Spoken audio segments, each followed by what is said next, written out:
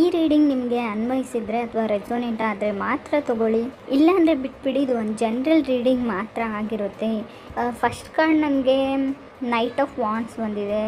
Quite good looking ಅಂತ ಕರಿತೀವಿ knight of ವಾಂಡ್ಸ್ನ, ನೀವು ಅಥವಾ ಅದರ್ ಪರ್ಸನ್ನು. But trying to invest something ಅಂತ ಹೇಳುತ್ತೆ. ಅಥವಾ ಎನರ್ಜಿನ ಡೆವಲಪ್ ಮಾಡ್ಕೊಳ್ಬೇಕಾಗಿರ್ಬೋದು, ಅಥವಾ ಜಿಮ್ ಮಾಡ್ತಾ ಇರ್ಬೋದು, ಎಕ್ಸಸೈಸ್ ಮಾಡಬೇಕು ಅಂತ ಅಂದ್ಕೊಂಡಿದ್ದೀರಾ. ಡೈಲಿ ನಾನು ಎಕ್ಸಸೈಸ್ ಮಾಡ್ತೀನಿ, ಡೈಲಿ ನಾನು ಜಾಗ್ ಮಾಡ್ತೀನಿ ಅಂತ ಡಿಸೈಡ್ ಆಗ್ಬೋದು. ಇಲ್ಲೂ ಕೂಡ ಯೋಗ ಮಾಡ್ತಿರೋದು ಅಥವಾ ಹೆಲ್ತ್ ವೈಸ್ ನೀವು ಫುಡ್ ಹ್ಯಾಬಿಟ್ಸ್ನ ಚೇಂಜ್ ಮಾಡ್ತಾ ಇರ್ಬೋದು, ಹೆಲ್ದಿ ತಿನ್ನಬೇಕು ಅಂತ ಅಂದ್ಕೊಳ್ತಾ ಇರೋದು ಕೂಡ ಆಗ್ತಾಯಿದೆ. ಸೆಕೆಂಡ್ ಕಾರ್ಡ್ ನನಗೆ 2 ಆಫ್ ಸಾರ್ಡ್ಸ್ ಬಂದಿದೆ. ಇವಾಗ ಹಿಂದೆ ಇದ್ದ ಸಿಚುವೇಶನ್ ಏನೇ ಇರಲಿ, ತುಂಬ ಗೊಂದಲಗಳಿರಲಿ, ಏನೇ ಇರಲಿ, ಇದರಲ್ಲಿ ನಿಮಗೆ ಒಂದು ಕ್ಲಾರಿಟಿ ಕಾಣುತ್ತೆ. ಏನು ಮಾಡಬೇಕು, ನಾನು ಏನು ಡಿಸೈಡ್ ಮಾಡಬಹುದು ಅನ್ನೋ ಕ್ಲಾರಿಟಿ ಕಾಣುತ್ತೆ ಅಂತ ಕಾರ್ಡ್ಸ್ ಹೇಳ್ತಾ ಇದೆ. ಥರ್ಡ್ ಕಾರ್ಡ್ ನನಗೆ ಕಿಂಗ್ ಆಫ್ ವಾಂಡ್ಸ್ ಬಂದಿದೆ. ತುಂಬ ಇಂಟರ್ಪ್ರಿಟ್ ಮಾಡಬೇಡಿ ಅಂತ ಹೇಳುತ್ತೆ. ಅಂದರೆ ಇಂಟ್ರಪ್ಟ್ ಮಾಡಬೇಡಿ ಬೇರೆಯವ್ರಿಗೆ, ನಂಗೆ ಅದು ಬೇಕು, ನಾನು ಮೀಟ್ ಆಗೋಣ, ಸೊ ಮೇ ಬಿ ನಾವು ಯಾವಾಗ ಮೀಟ್ ಆಗ್ತೀವಿ, ನಾವು ಯಾವಾಗ ತೊಗೊಳ್ತೀವಿ, ಯಾವಾಗ ಹೋಗ್ತೀವಿ, ಈ ಥರ ಅದರ್ ಪರ್ಸನ್ಗೆ ನೀವು ತುಂಬ ಡಿಸ್ಟರ್ಬ್ ಮಾಡ್ತಾ ಇದ್ದೀರಾ. ಅಥವಾ ಅದರ್ ಪರ್ಸನ್ ನಿಮಗೆ ತುಂಬ ಹಿಂದೆ ಬಿದ್ದು ರಶ್ ಮಾಡಿ ಪದೇ ಪದೇ ಅಂತ ಹೇಳುತ್ತೆ. ಕೆಲವ್ರಿಗೆ ಹೊಸ ಪರ್ಸನ್ ಬರುವಂಥ ಚಾನ್ಸಸ್ ಇದೆ. ಇನ್ನು ಕೆಲವ್ರಿಗೆ ಫ್ಲರ್ಟಿಂಗ್ ಎನರ್ಜಿ ಇದೆ.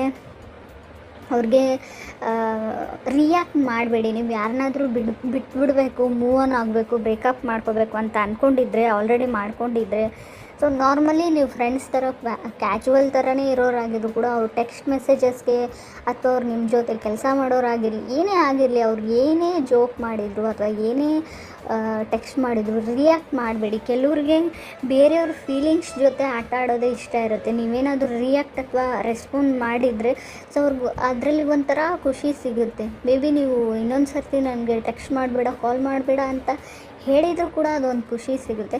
ಸುಮ್ಮನೆ ಇದ್ಬಿಡಿ, ಡೋಂಟ್ ರೆಸ್ಪಾನ್ಸ್ ಅಂತ ಹೇಳುತ್ತೆ ಕಾರ್ಡ್. ಯಾವ ವಿಷಯಕ್ಕೆ ಅಂತ ಗೊತ್ತಿಲ್ಲ, ಬಟ್ ಹೇಳ್ತಾ ಇರೋದನ್ನು ನಾನು ಹೇಳ್ತಾ ಇದ್ದೀನಿ ಅಷ್ಟೇ. ಫೋರ್ತ್ ಕಾರ್ಡ್ ನನಗೆ ಫೂಲ್ ಕಾರ್ಡ್ ಬಂದಿದೆ. ಮೇ ಬಿ ನೀವು ಸೆಕೆಂಡ್ ಚಾನ್ಸ್ ಕೊಡ್ಬೋದು ಮೀನ ಅಥವಾ ಧನುರ್ ರಾಶಿಯವ್ರಿಗೆ ಅಥವಾ ಕಟಕ್ ರಾಶಿಯವ್ರಿಗೆ. ಪ್ರಾಬಬ್ಲಿ ಕೆಲವ್ರು ಮಕರ ರಾಶಿಯವ್ರಿಗೂ ಕಮ್ಮಿಂಗ್ ಬ್ಯಾಕ್ ಅಂತ ಹೇಳ್ತೀವಿ. ಫುಲ್ ಕಾರ್ಡ್ ಎಕ್ಸ್ಬ್ಯಾಕ್ ಆಗೋ ಚಾನ್ಸಸ್ ಇದೆ ಅಂತ ಕಾರ್ಡ್ಸ್ ಹೇಳುತ್ತೆ. ಇನ್ನು ಕೆಲವ್ರಿಗೆ 9 ಆಫ್ ಸಾರ್ಡ್ಸ್ ಬಂದಿದೆ ನನಗೆ ಫಿಫ್ತ್ ಕಾರ್ಡ್. ಅದರ್ ಪರ್ಸನ್ ತುಂಬ ಭಯದಲ್ಲಿದ್ದಾರೆ ಅಂತ ಹೇಳ್ಬೋದು. ಯಾಕಂದರೆ ನಿಮಗೆ ಹೊಸ ಲೈಫ್ ಸಿಗ್ತಾ ಇದೆ. ಆಲ್ರೆಡಿ ನಿಮಗೆ ಹೊಸ ಪಾರ್ಟ್ನರ್ ಸಿಕ್ಕಿದ್ದಾರೆ, ನಿಮ್ಮ ಲೈಫ್ ಪಾರ್ಟ್ನರ್ ಸಿಕ್ಕಿದ್ದಾರೆ ಅಂತ ಅನಿಸ್ಬಿಟ್ಟು ತುಂಬ ಸ್ಯಾಡಲ್ಲಿದ್ದಾರೆ. ಅವ್ರಿಗೆ ಗೊತ್ತು ಅವರೇ ಏನೋ ರಾಂಗ್ ಮಾಡಿದ್ದೀನಿ, ನಾನು ಆ ಥರ ಹೇಳಬಾರ್ದಿತ್ತು, ಆ ಥರ ಮಾಡಬಾರ್ದಿತ್ತು, ನನ್ನ ಆಪರ್ಚುನಿಟಿ ಅಥವಾ ನನ್ನ ಲೈಫ್ನ ನಾನೇ ಹಾಳು ಮಾಡಿಕೊಂಡೆ ಅಂತ ಕೂಡ ಅದರ್ ಪರ್ಸನ್ಗೆ ಅನ್ನಿಸ್ತಾ ಇದೆ. ಸಿಕ್ಸ್ತ್ ಕಾರ್ಡ್ ನನಗೆ ಪೇಜ್ ಆಫ್ ಕಪ್ಸ್ ಬಂದಿದೆ.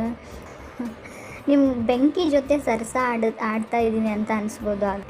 ನಿಮಗೂ ಅಥವಾ ಅದರ್ ಪರ್ಸನ್ಗೂ ಗೊತ್ತಿಲ್ಲ. ಆ ಪರ್ಸನ್ಗೆ ಪುಷ್ ಆ್ಯಂಡ್ ಫುಲ್ ಇಷ್ಟ. ಅಂದರೆ ತುಂಬ ಚೆನ್ನಾಗಿರೋದು ಇಷ್ಟ ಇಲ್ಲ. ಅವಾಗವಾಗ ಜಗಳ ತೆಗೆದ್ಬಿಟ್ಟು, ಅವಾಗವಾಗ ಕೋಪ ಮಾಡ್ಕೊಂಡ್ಬಿಟ್ಟು, ಮಧ್ಯೆ ನೀವು ಅವ್ರನ್ನ ಬ್ಲಾಕ್ ಮಾಡೋದು, ಅವ್ರು ನಿಮ್ಮನ್ನು ಬ್ಲಾಕ್ ಮಾಡೋದು, ಕಮ್ಯುನಿಕೇಷನ್ ಸ್ಟಾಪ್ ಮಾಡೋದು ಕೂಡ ಅವ್ರಿಗೊಂಥರ ಖುಷಿ ಅಂತ ಹೇಳ್ತಾ ಇದೆ. ಡೆವಿಲ್ ಕಾರ್ಡ್ ಇದೆ ಲಾಸ್ಟ್ ಕಾರ್ಡ್ ನನಗೆ. ತುಂಬ ಪ್ಯಾನಿಕಲ್ಲಿದ್ದಾರೆ ನೀವು ಕನೆಕ್ಟ್ ಆಗಿರೋ ವ್ಯಕ್ತಿ, ಅಥವಾ ನೀವು ತುಂಬ ಆಗಷ್ಟಲ್ಲಿ ಪ್ಯಾನಿಕ್ ಆಗಿಬಿಡ್ಬೋದು. ಆ ವ್ಯಕ್ತಿ ನನ್ನಿಂದ ದೂರ ಹೋಗಿಬಿಡ್ತಾರೆ ಅಂತ ಅನಿಸ್ಬೋದು, ಅಥವಾ ಒಂದು ಆಪರ್ಚುನಿಟಿ ನನ್ನಿಂದ ಹೋಗಿಬಿಡುತ್ತೆ ಅಂತ ಅನಿಸ್ಬೋದು. ವರ್ಕ್ ಲೈಫ್ ಕೂಡ ಬ್ಯಾಲೆನ್ಸ್ ಇದೆ. ಇನ್ನು ಸ್ಟಡೀಸ್ ಬಗ್ಗೆ ಹೇಳೋದಾದರೆ 9 ಆಫ್ ಸಾರ್ಡ್ಸ್ ಇದೆ. ತುಂಬ ಡಿಸ್ಟರ್ಬೆನ್ಸ್ ಇರುತ್ತೆ. ನೀವು ಚೆನ್ನಾಗಿ ಓದಬೇಕು ಅಥವಾ ಚೆನ್ನಾಗಿ ಏನೋ ಮಾಡಬೇಕು ಅಂದರೆ ಏನಾದರೂ ಒಂದು ಡಿಸ್ಟರ್ಬೆನ್ಸ್ ಇರುತ್ತೆ. ಏನಾದರೂ ಕೆಲಸ ಬರುತ್ತೆ, ಯಾರಾದರೂ ಮನೆಗೆ ಬರ್ತಾರೆ, ತುಂಬ ನಿಮಗೆ ಟೈಮ್ ಸಿಗಲ್ಲ ಅಂತ ಕೂಡ ಹೇಳ್ಬೋದು, ಬ್ಯುಸಿಯಾಗಿರ್ತೀರ ಅಂತ. ಕ್ವೀನ್ ಆಫ್ ವಾಂಡ್ಸ್ ಇದೆ. ಯಾರಿಗೂ ನೀವು ಕ್ವೀನ್ ಥರ ಏನಂತಾರೆ ಟ್ರೀಟ್ ಮಾಡಬೇಕು. ಅವ್ರು ಒಂಥರ ರಾಣಿ ಥರ ಇರೋಕ್ಕೆ ಇಷ್ಟಪಡ್ತಾರೆ. ಸೊ ನೀವು ಕೂಡ ಅವ್ರನ್ನ ಕ್ವೀನ್ ಥರ, ಒಂದು ಪ್ರಿನ್ಸಸ್ ಥರ ಟ್ರೀಟ್ ಮಾಡಬೇಕು ಅಂತ ಅವ್ರ ಎಕ್ಸ್ಪೆಕ್ಟೇಷನ್ಸ್ ಇದೆ. ನಿಮ್ಮ ವೈಫ್ ಆಗಿರ್ಬೋದು ಅಥವಾ ನಿಮ್ಮ ಗರ್ಲ್ ಫ್ರೆಂಡೇ ಆಗಿರ್ಬೋದು. ಇದು ಒಂದು ವಿಷಯದ ಕಡೆ ಗಮನ ಕೊಡಿ. ಅವ್ರು ತುಂಬ ಖುಷಿಯಾಗಿರ್ತಾರೆ ನಿಮ್ಮ ಜೊತೆ.